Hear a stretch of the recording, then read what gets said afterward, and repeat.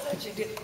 I'm very interested in looking at your notion of vulnerability or precariety, and how we could have a melancholic response to that. So, for instance, if we look at the higher education sector in South Africa, we name vulnerable groups. So in higher education, a vulnerable group could be considered to be black women because there are very few, as you go higher up the hierarchy in higher education, there are fewer and fewer black women. So by naming that vulnerable group, in the higher education sector, it's possible for that very status to become the space where the melancholic version of power, so in other words, where a fear of vulnerability becomes the way in which we think of power. Power becomes a fear of vulnerability, if that makes any sense. So in higher education, the fact that, say, black women are a vulnerable group, collectively they can work together in that field to expand the normative framework exactly because they're named vulnerable. It gives them a kind of permission then, an agency to say, okay, we are vulnerable, so let's expand the normative framework in which we function. So it works in higher education. But when it comes to the black lesbian who is being harassed in her community, it's less possible for her. There are fewer alliances. So then the melancholic power which fears her vulnerability acts out so much more harshly than, say, in a higher education setting. And I'm just wondering how, I found it useful to think about reversing melancholic power to become a space where vulnerability can become a strength, say in the higher education sector, but it doesn't seem possible in other more fragile settings where there isn't that collegiality, if you like, that there is in higher education. I'm just wondering what recourse do individuals that are in much more violent embodiments of themselves, how can we, I don't know how you would use your theory to think of not just how we define women there, but how they can overcome their vulnerability and reinterpret vulnerability as a strength in that setting. Well, if I understand you correctly, you're raising a question about the political implications of certain kinds of categories when they become institutionalized in certain forms, and you're referring to higher education here. And of course there is a double side to that. To name black women as vulnerable is to name black women, give them a certain kind of discursive and institutional existence, or for them to give themselves that existence. At the same time, there seem to be two questions that emerge. One is whether vulnerability becomes definitive of the category of black women, right? I mean, we could define them as resistors, or as revolutionaries, or as ordinary, some of whom are doing this and some of whom are doing that, and not making a kind of presumption that they all fit that one category. But let's say that there's an importance in underscoring vulnerability, and that's an enduring importance given the ways in which black women are differentially exposed to precarity and subject to discrimination and harassment and violence. The question of what is then outside of that category, or what that category disavows, what's implicitly included in it, or what is implicitly excluded, right, then becomes the place where I believe the question of melancholy enters. And if I understand you correctly, you're actually asking me about what the category disavows, and whether it actually effectively abandons a set of women who don't conform to the norm of the vulnerable black woman, right? So we have to ask a lot of different questions. First of all, who's delimiting that norm? Is it delimited in the same way across institutions? Is there space to fight over how that category gets defined? And are Black women themselves participating in the struggle over how the category is elaborated within institutional space? Right. So so the category itself has to be open to a democratic contestation and rearticulation.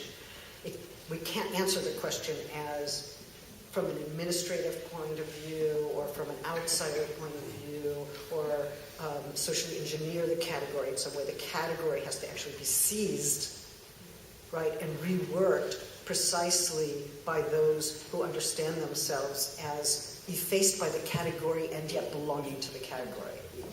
Right? And so there has to be that doubleness. Now, to do that, we have to accept that the category is not the only precondition of political agency. People draw political agency from all kinds of conventions, certain modes of sociability, from the resources of ordinary life, from various kinds of collectivities that are not explicitly acknowledged in those institutional contexts within that category. So what's needed is an insurrection from the outside in order to subject the category to a democratic contestation and rearticulation. How that happens is a question of strategy and tactic. Right?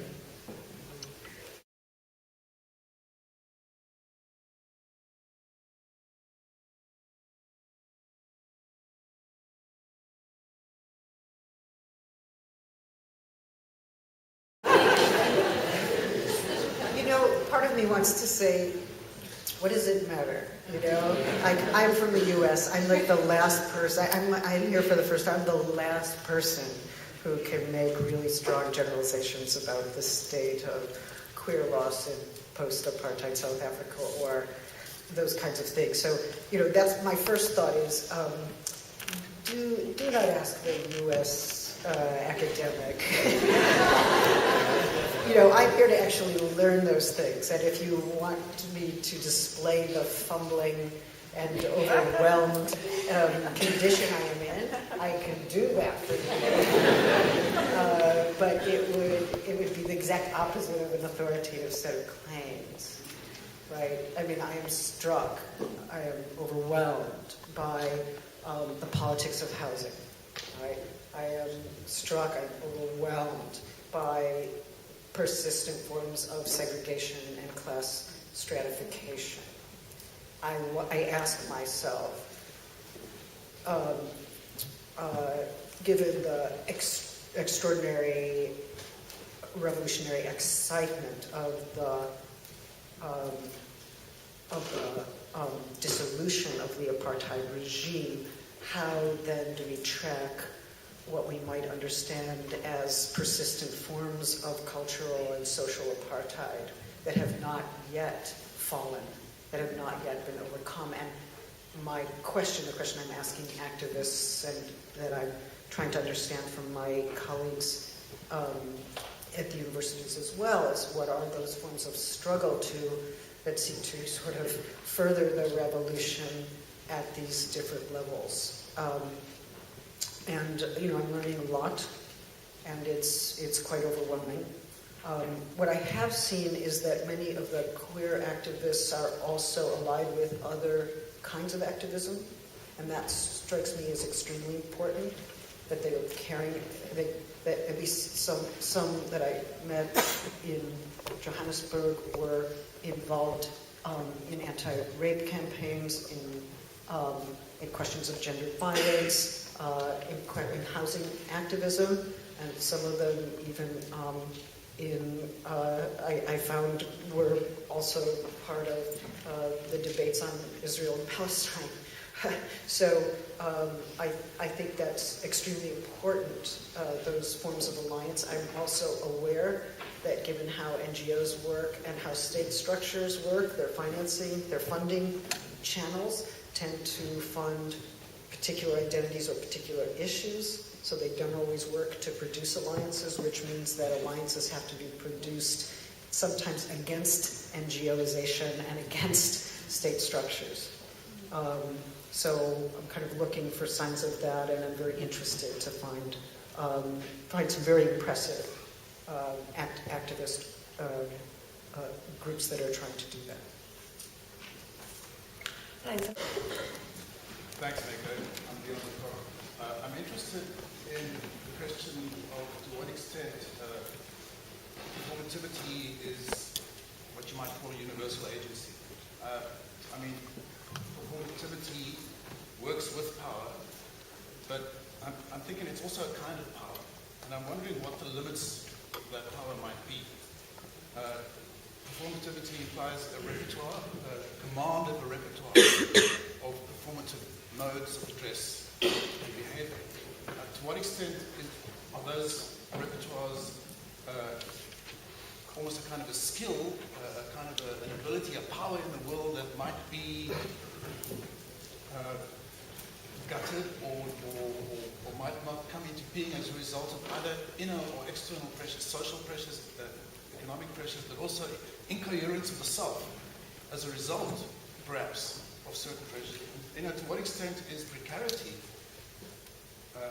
which we see to a staggering degree in this country, a shocking degree, such that Shield talks about a state of war envy, Yes. an envy to perform in a warlike manner. Uh-huh. To what extent is precarity, in a sense, a kind of lack of performativity? I see. Well, let me take a couple steps back to say this. Performativity actually starts with being impinged upon, being interpolated, being formed by social categories and norms that precede us, right? So we're being acted on as we enter the world. We're being acted on by all kinds of forms of power and institutions, conditions of precarity or non-precarity, but also institutionalized norms. We're gendered, we're raced, we're located, we're put in places and in families with names that we never chose, right? So what we could say is that the kind of formation, which is the operation of norms, conventions, practices, institutions, operates first and foremost against our will and without our will. So then the question is, under what conditions does something like my agency emerge? And I actually don't like the philosophical idea of will so much, because I think it's too metaphysical, but let's just say agency.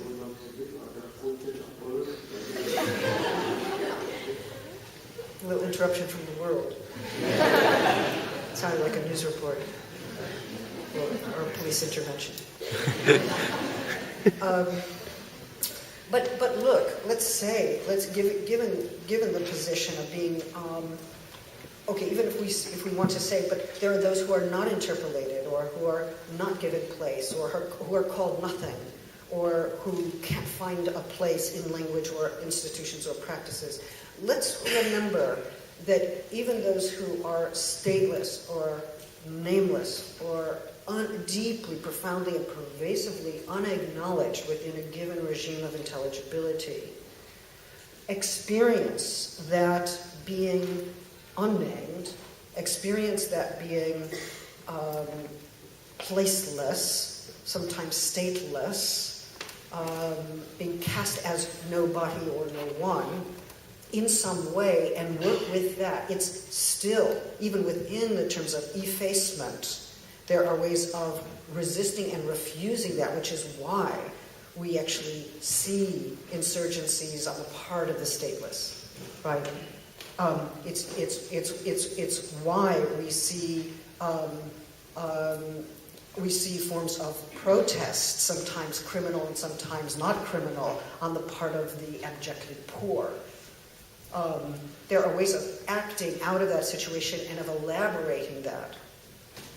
There can be collectivities that form among those who are not recognized, precisely because not being recognized is still a certain way of being designated socially and politically.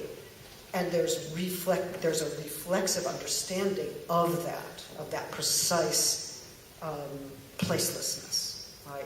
So it's not that, and so when we ask the question, how is it that those who have no rights sometimes nevertheless stand up and demand rights, and they do, right? If we ask how the stateless demand a right to belong, or how the rightless exercise a right to have rights in the Arendtian sense, we're talking about those who are borrowing or taking the language of right or entitlement or power or resistance or demand from elsewhere, even though it doesn't belong to them, right? They borrow it, they mobilize it, and they operate with it. And that is how it works. I think resistance movements are always borrowing from one another, adapting, even when there's no entitlement. There's no legitimating place. And I think that's the problem with a position like Pierre Bourdieu's sociology. For him, you can only act performatively if you are designated in advance to have the power to act performatively. And if he's right, then we can never understand the power of the undesignated to lay claim to a designation or to lay claim to a place. So I feel like that theory actually forecloses precisely the kind of agency it should be supporting.